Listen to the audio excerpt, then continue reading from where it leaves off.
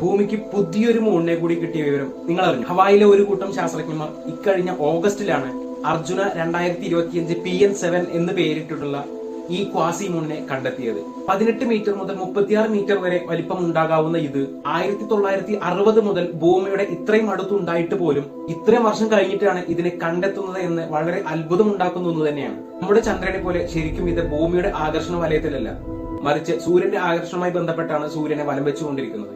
സൂര്യനിൽ നിന്ന് ഏകദേശം 1.003 ആസ്ട്രോണമിക്കൽ യൂണിറ്റ് അകലത്തിലുള്ള ഇത് ഭൂമി സൂര്യനെ ചുറ്റുന്ന പാതയ്ക്കും സ്പീഡിനും സിമിലർ ആയിട്ട് തന്നെയാണ് ഉള്ളത്. ഒരു പ്ലാനറ്റുമായി ഇത്ര സിമിലർ ആയ ഓർബിറ്റൽ പാത്തിൽ വരുന്ന ആസ്ട്രോയിഡ്സിനെയാണ് ക്വാസി സാറ്റലൈറ്റ്സ് അല്ലെങ്കിൽ ക്വാസി മൂൺസ് എന്ന് പറയുന്നത്.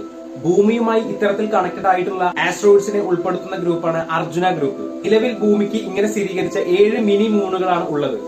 ക്വാസി മൂൺ, മിനി മൂൺ എന്നൊക്കെ ഇവരെ വിളിക്കുമെങ്കിലും ഇതൊക്കെ ശരിക്കും ചന്ദ്രനെ പോലെയല്ല.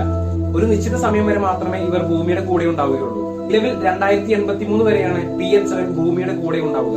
അപ്പൊ ശരിക്കും നമ്മുടെ ചന്ദ്രൻ സിംഗിൾ ആയിട്ടല്ലേ ഭൂമിയെ ചുറ്റിക്കൊണ്ടിരിക്കുന്നത്?